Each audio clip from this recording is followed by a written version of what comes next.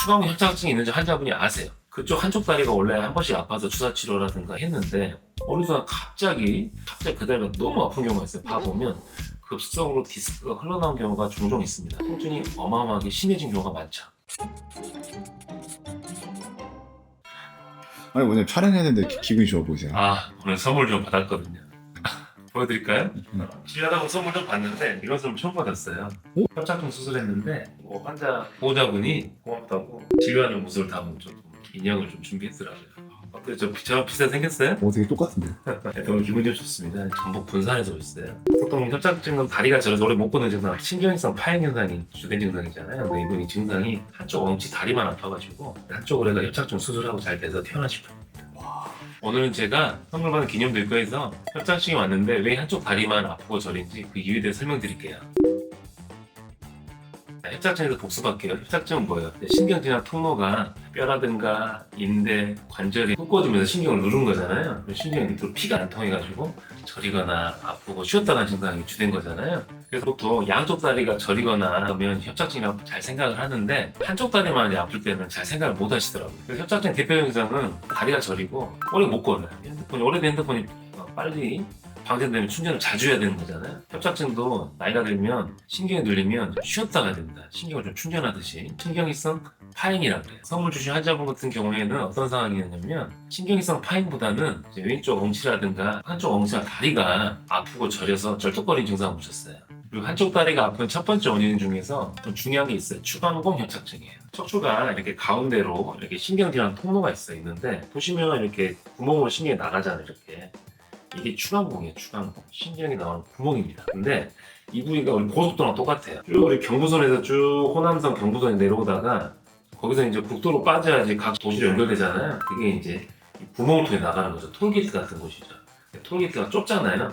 그래서 그 부위가 눌리면 한쪽만 차가 정체됐듯이 한쪽만 아픈 거죠. 아무래도 이제 나이가 드시면 협착증이라고 하는 거는 먼저 디스크 온다 했잖아요. 디스크의 퇴행성 변화로 한쪽이 먼저 닳게 되면 한쪽이 찌그러지는 거죠. 그러면 한쪽으로 퇴행성 측만증이 오게 되고 그러면서 추간공 협착증이 진행이 됩니다. 그래서 환자분들이 그럼 이 부위가 눌리면 과연 얼마나 아플까 잘 상상을 못 하는데 엄청 아파요. 왜 그러냐면 이 추간공의 비밀이 있는데 추간공에는 이 말초신경, 이 감각신경이 쭉 다리에서 허리로 들어갈 때 그 중간에 그 신경 세포체들이 모여있는 후근신경절이라는 구조가 있어요. 보시면 약간 두툼하잖아요. 이게 뭐냐면 말초신경에 우리 CPU 같은 칩이 있는데 중요한 거기가 콕 눌리면 많이 아픕니다. 어떤 분들은 옛날 것만큼 아프다고도 하고 뭐 골절된 것처럼 아프기도 하고 정말 119에 실려오기도 하고 쩔뚝거려서 뭐 휠체어 타고 오신 분도 많아요. 그래서 추간공 협착증 부위가 아플 때는 어떤 포인트를 치료해야 되는지 알려드릴게요.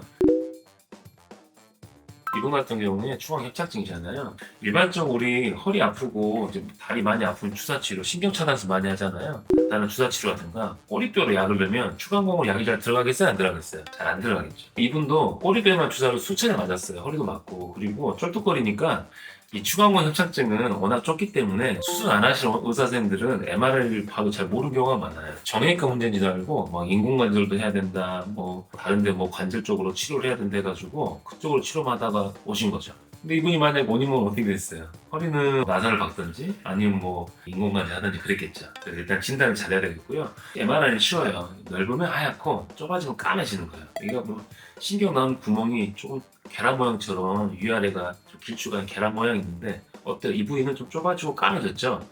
그 부위가 추간공 협착증이 있는 부위입니다. 디스크 높이도 낮아졌죠. 뒤쪽에 관절 어때요? 관절도 좀 두꺼워진 것 같죠? 전반적으로 이렇게 좁아지면서 생기는 병입니다. 추간공 협착 진단이 잘 되면 이제 불필요한 치료를 안 하게 되고 정확하게 추간공에다 주사를 놓는 뭐 추간공 경막의 차단술 또는 뭐 신경근 차단술 이런 신경 치료를 하는 게 좋습니다. 그래서 일단 진단을 잘해야 되겠고요. 정확하게 치료가 되면서 시간이나 비용을 좀 절약하게 되는 거죠. 이제 두 번째 원인이요. 관절 낭종이에요. 관절이 물 찼다는 이야기잖아요. 관절이 물 찼다면 어디 생각나세요? 무릎 같은 데 물이 차잖아요. 근데 척추도 관절이 있어요.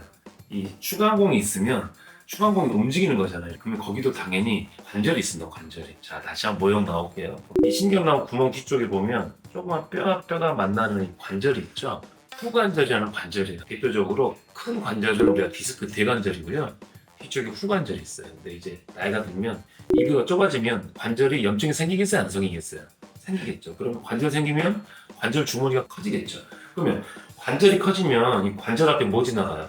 신경 지나가잖아요. 그러니까 추간공을 지난 신경을 누르거나 염증이 자극할 수가 있는 거죠. 그래서 이 부위도 관절이 커지면 똑같아요. 아프기도 하고 눌려서 신경이 안 통하면 마비 증상도 오고 가다가 좀 쉬었다 갈 수도 있고 너무 기능이 떨어지면 마비 증상, 쩔뚝거리고 그런 증상이 올 수가 있는 거죠. 그래서 이 추간공이라는 데는 원래도 좁은데 거기에 관절 낭종이 좀 자라 들어오면 어떻게 되겠어요? 조금 더 좁아지겠죠. 신경 입장에서 미치는 거죠. 예를 들면 원래도 추간공은 좁아요. 20평 있는데 한 10평으로 좁아졌다 생각해봤어요. 얼마나 안에서 가족들이 답답하겠어요. 그래서 관절 낭종도 양쪽에 생긴 경우가 그렇게 많지 않아요. 한쪽만 이렇게 눌리다 보면 관절이 비끌리게 되고 염증이 생기면 보통 한쪽만 잘 생깁니다. 그래서 한쪽이 생길 때 관절 낭종이 있을 수도 있다. 의심해 봐도 좋죠. 치료법은 신경이 눌려서 아프면 일단 약물 치료죠. 거기에다 정확하게 주사 치료를 해가지고 약물 치료를 해주고 관절이 안 좋은 거기 때문에 일단 쉬어줘야 되겠죠. 약물 치료 휴식이 제일 좋은 치료고요. 근데 바쁜 현대인들 치료하면 쉬어야 못 쉬어요. 못 쉬죠. 뭐든지 비슷해요. 예를 들면 손목이 꺾였어요. 기부스하고 쉬잖아요. 가라앉으면 최소 1, 2주 걸리잖아요.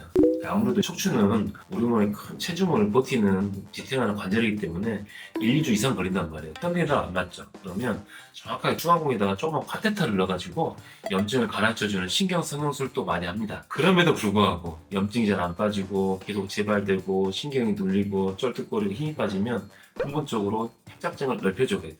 그거를 추간공 확장술 또는 추간공 감압술 눌리는 압력을 빼준다. 요즘에는 이렇게 크게 안 째고 허리만 마취해가지고 볼펜 같은 내시경으로 이렇게 넣어가지고 넓히기도 합니다. 그러니까 너무 수술도 걱정 안 하셔도 될 것 같아요. 세 번째는 디스크 흘러나오는 경우예요. 협착증 이야기하는 또 디스크가 나오잖아요. 그 이유는 뭐냐면 디스크가 높이를 유지하는 제일 중요한 구조물이기 때문에 그래요. 이 척추 사이에 디스크가 있잖아요. 척추 마디마디 사이에 디스크가 생겨서 흘러나오면 어떻게 되겠어요? 저절로 좁아지겠죠. 그리고 신경이 찢히게 되겠죠. 그거를 바로 협착증 중에서 제일 좁은 부위가 추간공. 그래서 추간공 협착증이 생길 수가 있습니다. 이 두 가지가 동시에 있으면 엄청 아픈 거죠. 그래서 추간공 협착증이 있는지 환자분이 아세요. 아는데 그쪽 한쪽 다리가 원래 한 번씩 아파서 주사 치료라든가 했는데 어느 순간 갑자기 뭐 여행을 갔다 왔다든지 뭐 이사했다든지 갑자기 그 다리가 너무 아픈 경우가 있어요. 봐보면 급성으로 디스크가 흘러나온 경우가 종종 있습니다. 그래서 협착증 있는 부위는 디스크가 동반되면 높이가 더 낮아지니까 통증이 어마어마하게 심해진 경우가 많죠. 그리고 디스크는 보통 양쪽 터지기가 힘들잖아요. 보통 좁아진 데가 계속 눌리다 보니까 한쪽으로 또 잘 터진 경향이 있어요. 그러다 보니까 한쪽 신경 통로가 막힌 경우가 많죠. 자, 이제 한쪽이 저렸으면 어떻게 해야 되냐? 치료를 해야 될 거 아니에요? 치료를 할 때 두 가지가 있죠. 수술과 비수술. 근데 환자 입장에서는 수술을 선택할 수가 없어요. 삼각형을 생각해서 우리 척추병원에서 하는 거는 세 가지예요. 주사, 시술, 수술이죠. 한 절반 정도는 주사로 잘 치료돼요. 염증을 좀 빼주고 좀 쉬고 자세를 교정하면 많이 좋아집니다. 그럼에도 불구하고 증상이 있으면 시술이죠. 카테터를 이용한 유착 방해술, 즉 신경 성형술이 되는 거죠.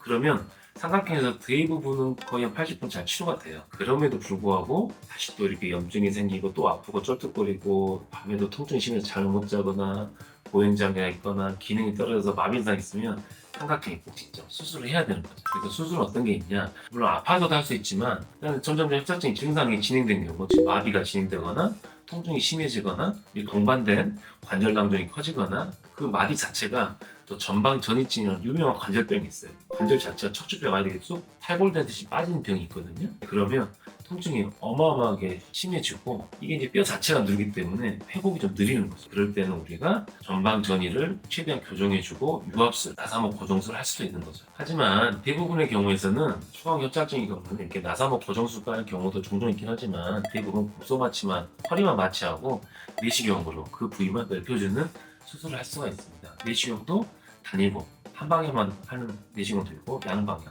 구멍을 두 개 뚫어서 하는 방법도 있는데요.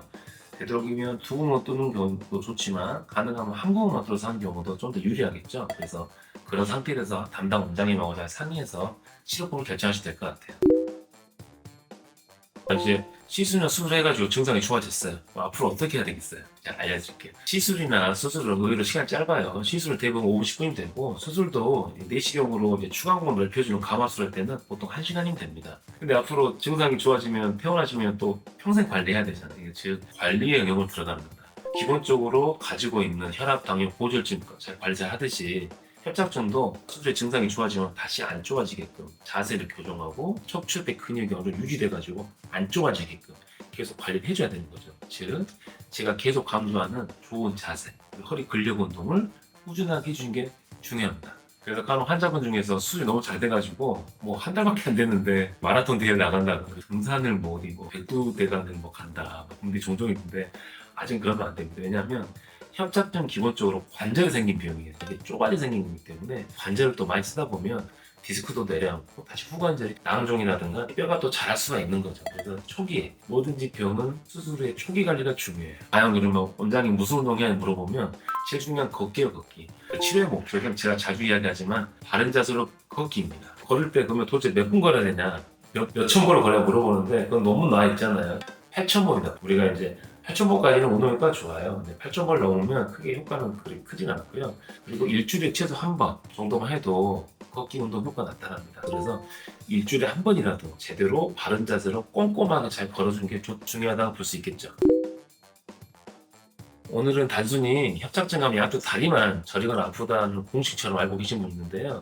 오늘 한쪽만 좀 아파도 협착증이 원인이 될 수가 있게 특히 추간공 협착증 꼭 알아두셔라 하는 데서 알아봤습니다. 한쪽 다리 통증을 유발하는 협착증의 세 가지 핵심 원인은 첫 번째 추간공 협착, 두 번째 관절 낭종, 세 번째 디스크 탈출증이 동반된 협착입니다. 이런 걸 막기 위해서는 꼭 MRI를 통해서 정확한 병변 위치를 파악하고 그에 맞는 치료를 받아야 하겠죠. 이번 영상이 도움이 됐다면 구독, 좋아요, 알림 설정 눌러주시고요. 그리고 주변에 한쪽으로 허리나 다리 통증으로 고민되신 분이 있다면 이 영상 꼭 공유해 주시길 바랍니다. 감사합니다.